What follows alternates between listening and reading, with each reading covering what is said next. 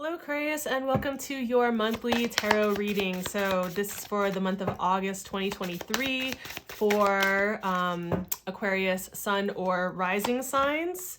So this of the tarot videos that I put out is the more extended reading. So we're going to go through how the month is progressing, what themes are coming up, also any challenge or spiritual advice that's coming through. And so that's how this reading goes. The smaller, more bite-sized ones that go from, they're relatively bi-weekly approximate, right? So it goes from full to new or new to full moon. Because we're starting out the month, this month on August 1st, we have the full moon in Aquarius and tropical astrology. The videos for the readings for those will also be out on the same day. Those are more like 5 to 6 minutes on average kind of videos. So they're more bite-sized and they're more geared towards how do you utilize and best take advantage of the waxing or waning energies during that approximate 2-week period, right? Last thing I'll say is that we have the astrological highlights video for the first half of August with timestamps. That is up already, so you can go check that out. Just to go back to throughout the first half of August, or to basically, just skip around to whichever dates you want to skip around to, right? So let's get into your reading, Aquarius. I've been feeling this deck for pretty much everyone. I think there's only one sign I didn't use this particular deck for. All right. So we have some interesting astrology, of course. Like, do I always say it's interesting? I think I might. I think I just find it always really interesting, but we really do. We really do. I'm going to point out, especially because I'm seeing this card in the middle of the month with the 10 of Cups, that even if you just pop over to the astrological highlights video to check out August 13th, which is near the middle of the month, because of this card, and we'll get to that, I would say it might be worth checking out. That is an auspicious day, kind of like, what is the word I'm looking for? Like the calm in the storm. That's kind of what that day is like. And I think it's a beautiful day to work with the energy, especially with regard to like what it is that you want that is Venus related. Okay. All right. Interesting reading, Aquarius. Is that all in frame? There we go. Okay, let's first start out with like what particular area of life is coming into focus, like what your attention is being called towards. And we have the second house, right? So the second house is the house of personal possessions, of finances, like in the way that you make money for yourself, like how you provide for yourself, and also, just like personal resources. Along with personal resources, like besides that being money, that can also be like your Maslow's hierarchy of needs, like food and water, like basics, right? So things like that, that's what shows up here in the second house. So that's what's up. Let's get into the reading. So, just hear this as we're filtering it through this particular area of life. Now, I will say this, because it's a collective reading, if you're feeling like while I'm reading this, you're like, no, this feels like it's about relationships for me, take that, right? So it's collective. It's not a one-to-one reading. If you want specificity, if you wanted to because I think sometimes like people will watch like collective readings and they'll be like expecting it to be on point every month. And it's like, well, it's got to land for the majority of people in that sign. So it's not going to be your message every month. If you want specificity, I really recommend a one-to-one reading. And I have, I'm taking bookings for those, and that's down in the description. And I do 30 to 60 and 90-minute readings. So just to let you know. All right, so we're starting off with the Sun card. I'm really loving this. It's interesting, like the progression that we have here with the Sun, the 10 of Cups, and then into the Death card. Don't be scared. So we start off with the Sun, right? And this is our source of vitality. This is our our radiant center. And I think that there is this reminder at the beginning of the month to really do what you need to do to be able to remember and to feel revitalized, rejuvenated, in touch with that kind of vitality, that warm golden glow of vitality in your life. So whether that be through taking some time off. Like I highly recommend like making sure to schedule some time that is away from the adulting world. You know, it's like normally what we see with this particular card is like in traditional decks, you'll see a like a child on a horse that is like, it's totally naked on a horse in like the daylight with sunflowers. It looks like it's maybe a summer or spring day. And there's this total freedom that comes with that. It feels like a very like innocent, curious, awe-inspired, full of wonder, very like totally unencumbered by life's responsibilities kind of card. Like that's the vibe of the card, is like there's a kind of freedom that comes with that. And so I think when we are able to step into those spaces, remember what it feels like to experience life that way, in whichever way that is. Like for some people, you know, that is going and hitting a dance floor and dancing until like the lights come on at 2 a.m., right? Or that is going out into nature and maybe laying back on a rock and just watching the clouds roll by and being able to just daydream and have some space that is just outside of the realm of adulting and responsibility. And I think that we forget how rejuvenating that kind of playful, open, unencumbered space can be, and how that can recharge us in a way, and in a way give us the kind of stamina and endurance like really that we need to be able to proceed, to go forward in our life, right? So it's super important for us to have that.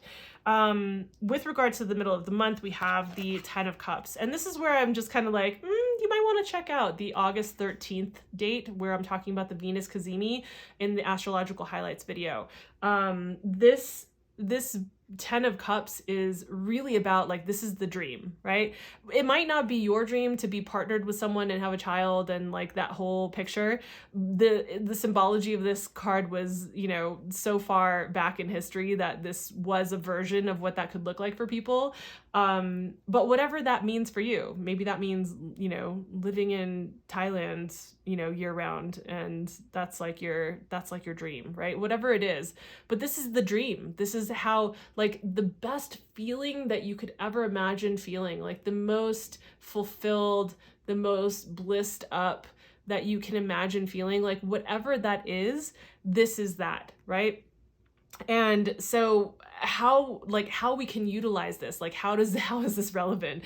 Well, first of all, because of that Venus Cazimi, I feel like that is definitely a time where you can put forth energy and create momentum in the direction of creating this dream, right? Like the reason I think, well, not the reason, I think one of the reasons that we have visions, daydreams that are about like what we envision and like these big dreams that we have is because it's a motivating factor. There's something that we feel behind that. Remember, cups are about feeling. There's a feeling that we're after with that experience that we're daydreaming about, or that life that we're daydreaming about creating, right? There are certain feelings that are associated, that we associate with how we're going to feel living that experience. And those feelings, those can be anchors that in the future that tether a line back to where we are currently, and that we utilize to pull us forward, right? And so we can really utilize the energy on August 13th to work with this kind of energy, and to put some momentum towards these kinds of things that we feel. And also, I will say that I think it's just a good reminder. So I'm just feeling like reminders, coming back to these places about what really feels revitalizing, what feels outside of time in a sense, but what are the feelings, identify what are those motivating feelings that we perceive we're going to feel, and how can you start to create those now, right? Not waiting until like you have them because you've manifested or created your vision, but more so like, how can you do that in small ways now? You know, if it's about feeling a sense of freedom, then in which ways can you feel more liberated in your life? Even if you have a ton of responsibilities, like even if you have like so much going on, I'm sure there are ways that you can find smaller ways to experience more of that. Saying yes to creating your life around the feelings that you really identify with as what you want to be experiencing, and aligning your actions and your decisions around what can bring more and more of that into your life. Once upon a long time ago, Danielle Laporte wrote this book. Gosh, what was it called? It's it's gonna kill me now. Oh, she had this whole process around what I'm talking about here, though. It's like this process of utilizing your, I'm going to totally remember after I stop recording, I know that. So it's around utilizing our feelings as these guidelines, essentially, like these like alignment guidelines for how we say yes to, or what we say yes or no to in the creation of our life day to day and going forward, right? So I hope that makes sense. So let's move forward, because I can get lost in that land forever. I love talking about that stuff. So getting into the end of the month now, in the end of the month, we have some astrology that's going to be happening that is, it's not really like the easiest. It's not the worst, but it's not the easiest either. And so with all of the reviewing that's happening, with the Venus being retrograde and reviewing Venus topics around values, our connections and relationships with other people or another person, those types of things. And then bringing in the Mercury retrograde, which is like, has us slow down to reconsider things that have to do with our communication, with commerce, with travel, with things of that nature, right? So all of these topics being up for review. And when you're reviewing all these things, it's only natural that you will hopefully identify not only what's working, but also what is no longer working, what's actually a drain on your energy, what's not serving anymore is another way that people say it, right? So just to be able to identify those things. And so with the Death card, it asks you to release those things that are not really what need to be sticking around. Maybe that's people. I don't like to put it out there and say that it's just people, because I think that freaks people out, and it's not always necessarily that way. It could also be projects that are related to how you make your finances, or how you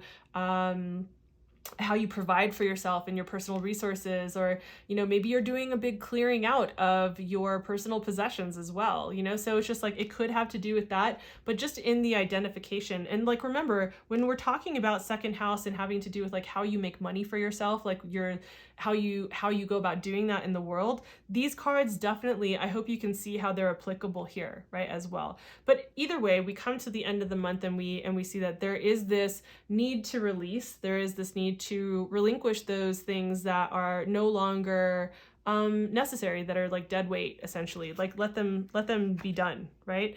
And so the undercurrent that we could say might be throughout the month or pop up at various points in the month for a challenge is actually the Star card, which is, I know, kind of a strange one to have in this particular position, in a challenge position, because it's such a beautiful and positive card. But there's also like the resisting of having a clean slate, the resistance of having a new start, of the newness, like maybe being concerned about what you might need to let go of, and how, or that when you let go of certain things, or if you change how you're approaching things, or certain values, like maybe in the shifting of, your values, or the way that you're relating to a relationship or relationships, or like what's up in review this month.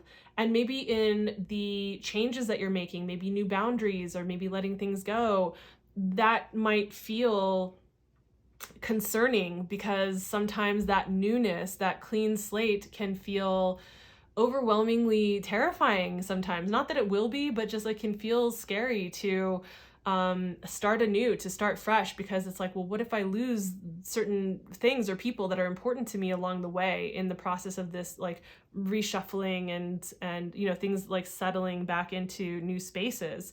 And so the Star card is generally a very healing card, and it's a very like a card around like kind of a rebirth in a way.